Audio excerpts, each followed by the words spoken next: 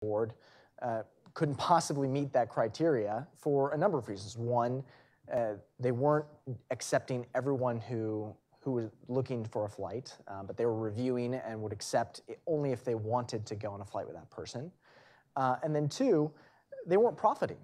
The common law definition of this states that you have to be a major enterprise for profit. And that was not possible with pilots sharing on FlightNow. In fact, if they did 1,000 flights, they would have less money than when they started. So it wasn't possible for them to profit by any means under that regime. But this is where, in court, the FAA said, well, you're getting compensated, so we consider that to be for profit. Yeah, so to the FAA's interpretation, so the FAA issued an advisory circular in 1986 that basically said anyone holding out to transport persons or items from place to place for compensation is a common carrier. And with that came all sorts of legal requirements and all sorts of certification and licensing with that classification as a common carrier. Now, something that you mentioned earlier is that the FAA's interpretation of who is and is not a common carrier, and then the Court of Appeals, approving that interpretation or upholding their interpretation contravenes hundreds of years of common law, right? So typically, people would contract with one another to do this, and you aren't a common carrier if if I contract with you to fly me somewhere, or drive me somewhere, I'm not a common carrier. The common carrier definition was a set of defaults for people who aren't engaged in contract setting for themselves, the terms and conditions between themselves. And the FAA just takes these common law rules, or these common law words, and just turn them into something different. So you became this binary, you're either a private carrier or a common carrier, and the second you verge into being a common carrier, you're stuck there, and by the way, all of these requirements come with you. So in the case of FlightNow, what the FAA said was, because you're posting online, you're holding out. And you're transporting persons and items from place to place. And even though it's a pro rata share, it's still compensation. You're still receiving money. Therefore, you're a common carrier. And that was it. There's no contracting around it. There's no wiggle room, and that was it. And at that point now, every private pilot now had to become a commercial pilot, right? So much, much higher bar to meet, which then left, for all intents and purposes, every single pilot in your platform, out in the cold. And not just that, but it required a business aviation license. And in order to get that, you actually have to submit a business plan on how you intend to make a profit, which is impossible under this regime. So it was really what they were asking for just did not make any sense. And the fact is, it's the same plane, the same pilot, the same passengers. They just communicated a different way, whether it was online or offline. And that totally changed the legality of the flight. So I kind of guess that brings us to our next topic point. Is the FAA too risk averse? What exactly are the risks that the FAA is concerned with, and how is their model kind of adapting to meet the consumer preferences in this market compared to its assessment of risks? I don't know if you want to... Well, sure. So I think the big one that people like to bring up is safety. And I think the last statement really addresses that is these are the same pilots, the same aircraft, maintained the same way, whether the passengers found the pilot online or on a bulletin board. And currently it's legal on a bulletin board. So to make the claim that the flight becomes less safe by the connecting of the pilot and passenger happening online just doesn't make any sense. The flight is going to happen regardless. It's going to be the same people, same route. Nothing changes when it happens online. However, when it does happen online, we can actually provide more insight to the passenger, more insight to the pilot. We can tell them, hey, there's some bad weather up here. Have you seen that? We can give the pilot more resources to actually make the flight safer. Yeah, and I think it's important to remember at the FAA, the fine men and women at the Federal Aviation Administration, they are a safety agency. First and foremost, their statutory charge is safety. They've been given that as their mission, right? They've been told, make commercial civil aviation safe. Like that's your job. And so there shouldn't be too much of a surprise that the agency prioritizes safety over everything else. I mean, that's what they're told to do by Congress, right? So some of this isn't just saying that the Federal Aviation Administration is too risk averse, but the charge that's been given to them by Congress makes them that way. So we've talked a lot about the Federal Aviation Administration, but this is as much Congress doing this as well. Would everyone please silence their cell phones? Thank you. Yeah, and giving them the charge to be safe, right? Saying make it safe. And so that's like safety at any cost, right? And you have to remember, you look at the data, like general aviation relative to commercial aviation is unsafer, right? There are more accidents, there are more fatalities in general aviation than there are, in big commercial flights. The question is, what's the driving cause of those fatalities and those accidents?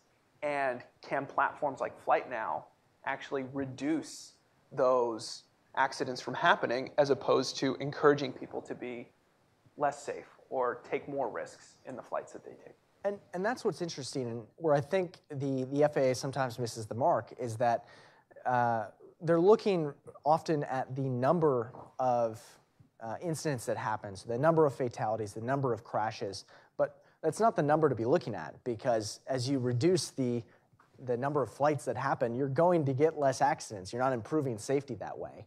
But if you can make the rate at which those accidents are happening, if we can reduce that, then you're actually making it safer. And I know we've worked together on some research on this. We actually downloaded the entire NTSB database and analyzed it to see what is causing these crashes, and is there a way that we can restrict certain types of flights to make it safer? And the data is fascinating, because you see that a very high percentage, I think it was 75 or 80% of all accidents are weather related. So on FlightNow, if we know the weather, we can just say, all right, well, we'll cancel a flight if the weather is even looking marginally bad. That right there, 80% of the flights.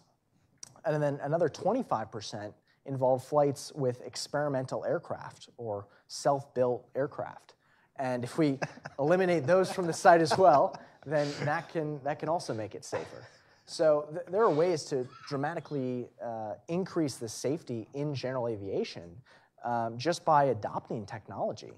But instead, the FAA has taken the position of, well, let's just keep having it offline, no data on what's going on, and by restricting the amount of flights, then we're going to make aviation safer. And that's just not the case.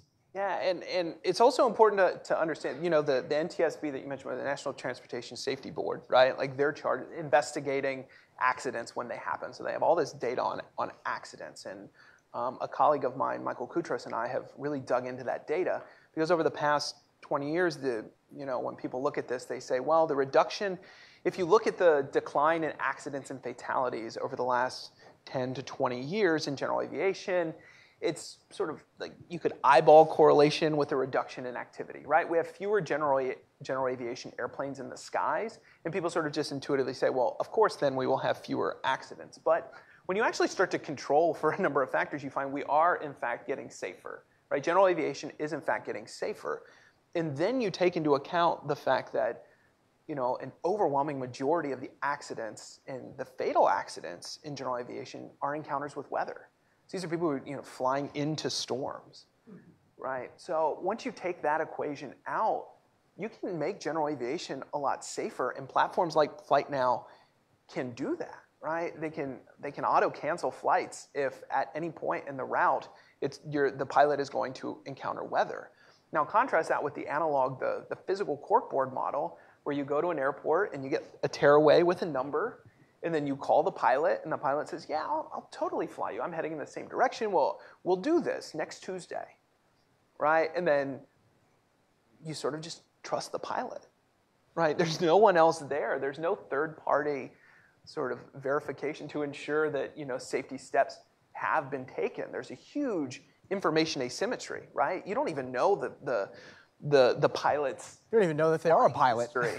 Right? You're just assuming, you're taking them at their word, where these platforms can verify, they can maintain data on flights, they can do the types of things, for any of you who took an Uber here today, they can do the same types of things that any of the other transportation apps are doing, where you are gathering more data as you rate a pilot's or a driver's trip. So at the end of it, FlightNow could say, look, we understand that you're current and you have all of the basic requirements to be a pilot, but people don't like flying with you, right? You're just not, the safest, most enjoyable pilot. Therefore, we're gonna, politely ask you out of the system. I don't know what, if you've ever encountered that, but these platforms can do this in a way that no one's controlling who's posting on the corkboard, right? So you're actually, by driving people off apps and back onto digital corkboards, you're increasing the likelihood that accidents are going to happen. You may actually be, furthering unsafe practices rather than, taking the European model and working with apps and platforms to encourage and promote safety in general aviation. So this kind of brings me to a different question. Since 2014, since this has kind of come up in the market space, have there been developments in the commercial aviation market that have kind of driven a need for this sort of sector to come through?